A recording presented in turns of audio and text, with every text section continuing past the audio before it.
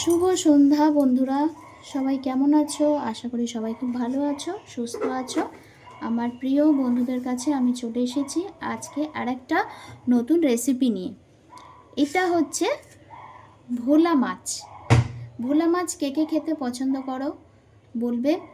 এই ভোলা মাছটা আমি নুন, হলুদ, অল্প সামান্য লঙ্কার গুঁড়ো এগুলো দিয়ে মাখিয়ে ভেজে রেখে দিয়েছি। আর একটা মশলা আমি তৈরি করে রেখেছি, যেটার মধ্যে শুধু ধনের গুঁড়ো আছে, আর এর মধ্যে হলুদ দেব, নুন দেব, আর খুব সামান্য লঙ্কার গুঁড়ো দেব এই মশলাটার মধ্যে। আর হচ্ছে তোমার কালো জিরে, ফোড়নের জন্য কালো জিরে আমি ব্যবহার করছি। আর এই আলুটা, ভোলা মাছের ঝাল আজকে আমি করছি, কিন্তু এই আলুটা আমরা যেহেতু আলু খেতে পছন্দ করি সে কারণে আলুটা হচ্ছে অপশনাল, তোমরা দিতেও পারো আবার নাও দিতে পারো। আমি এই আলুটা দেব। তো চলো আমি শুরু করে দিচ্ছি। আর কিন্তু পুরো সর্ষের তেলে রান্নাটা হবে, তোমরা দেখতে থাকো। এবারে দেখো তেলটা গরম হয়ে গেছে, আমি কিন্তু কালো জিরেগুলো দিয়ে দিলাম। কালো জিরেটা দিয়ে তারপরে আমি এই আলুর টুকরোগুলো কিন্তু আমি দিয়ে দিলাম। কালো জিরাটা যখন একটু হয়ে আসবে তখনই কিন্তু আলুটা দিয়ে দিতে হবে।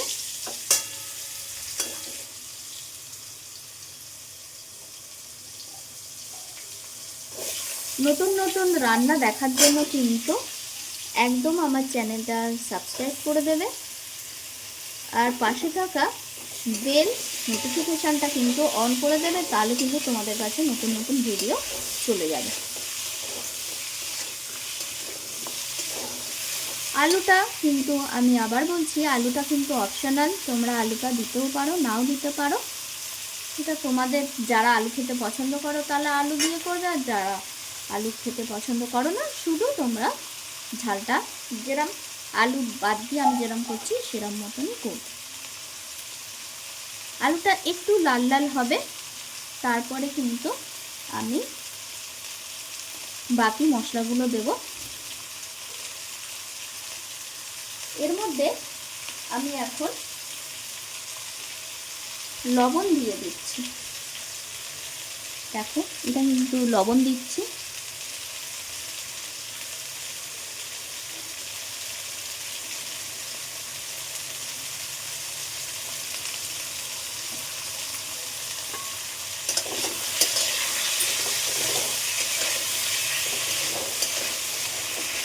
এটা একটু ভাজা ভাজার জন্য আমি ওয়েট করে রইলাম, ভাজা ভাজা হোক, তারপরে কিন্তু আবার বাকি স্টেপে আমি আবার যাব।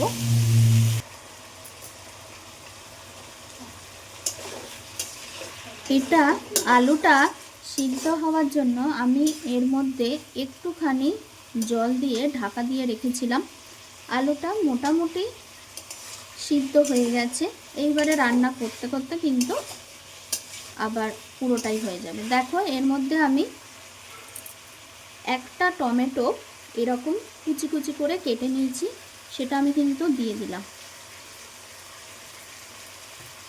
দিয়ে এর মধ্যে একটুখানি নুন দেব, তাহলে এই টমেটোটা একদম মজে যাবে।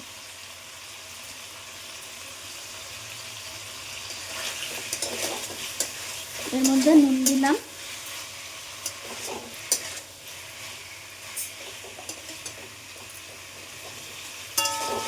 এইবারে এটার মধ্যে তোমাদের বলেছিলাম ধনে গুঁড়ো আমি দিয়ে জল দিয়ে একটু ভিজিয়ে রেখেছিলাম, এর মধ্যে আমি হলুদ দিয়ে দিয়েছি। হলুদ আর ধনে গুঁড়োর এই জলটা আমি কিন্তু মশলাটা আমি এর মধ্যে দিয়ে দিলাম, দিয়ে এটাকে একটুখানি কষাবো। কষালে এটা কিন্তু তৈরি হয়ে যাবে। আমি কিন্তু এর মধ্যে লঙ্কার গুঁড়ো ব্যবহার করিনি, তোমরা চাইলে লঙ্কার গুঁড়ো দিতে পারো, কাশ্মীরি লঙ্কার গুঁড়োও দিতে পারো, কালারটা আরও সুন্দর পাওয়ার জন্য। আমি কিন্তু এর মধ্যে এখন দিয়ে দেবো চিড়ে রাখা কাঁচা লঙ্কা, যেটা আমি একটা দিলাম, তারপরে নামানোর সময় আমি আর একটা দেবো। তাতে কি হবে, সেন্টটা একটু ভালো আসবে।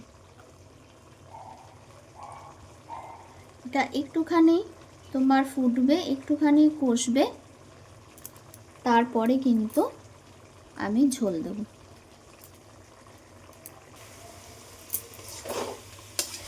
দেখো এটা এরকম মাখা মাখা হয়ে এসেছে, এটা এবার তেল ছেড়ে এসেছে। আমি এবার উষ্ণ গরম জল আমি এর মধ্যে দিয়ে দেবো। যে যেরকম মাখা মাখা খাবে সেই সেরকম কিন্তু ঝোলের পরিমাণটা দেবে। আমরা একটু ঝোল ঝোল খাই বলে আমরা সেই কারণে একটু ঝোল ঝোল রেখেছি। এটা কিন্তু একদম গা মাখা মাখা করেও তোমরা নামাতে পারবে। আরেকটা কথা বলে দিই, এর মধ্যে কিন্তু ধনে গুঁড়ো আছে, যখন তোমরা কিন্তু নামানোর সময় ধনে পাতা দিতে পারো। আমার কাছে আজকে ধনে পাতাটা নেই, সে কারণে আমি ধনে পাতাটা দিতে পারছি না। এটা গরম জল দিয়েছি, এটা দেখো একটু একটু ফুটছে। ওই ফোটা অবস্থাতে আমি এবার ভাজা মাছগুলো আস্তে আস্তে ছেড়ে দিলাম।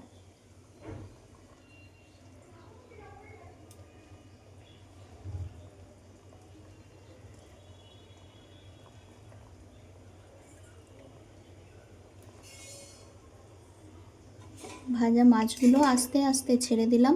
মাছগুলো একটু ডুবিয়ে দেবে, তাহলে কিন্তু মাছটাও তোমাদের মশলার মধ্যে একদম পুরো নুন টুন সব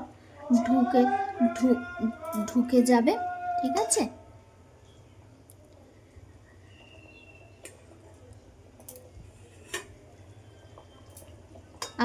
আমার হয়তো একটু বলতে ভুল হয়েছে যে ঝোলের মধ্যে মাছগুলো ডুবিয়ে দিলে তাহলে মাছের মধ্যে কিন্তু মশলাগুলো ঢুকে যাবে। কোনো ভুল হয়ে থাকলে একটুখানি তোমরা অ্যাডজাস্ট করে নিও।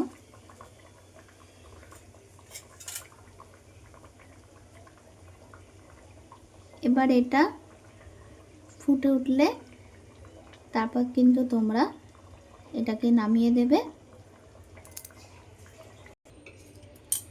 এটা আমার রেডি হয়ে গেছে।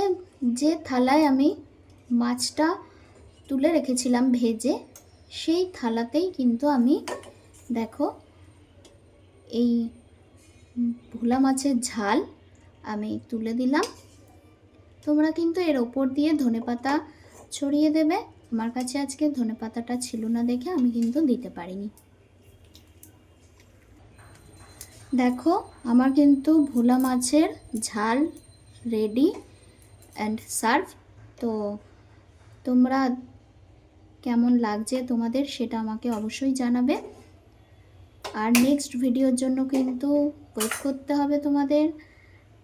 চলো আজকের মতন আমি আসি। সবাই খুব ভালো থেকো, সুস্থ থেকো, টাটা।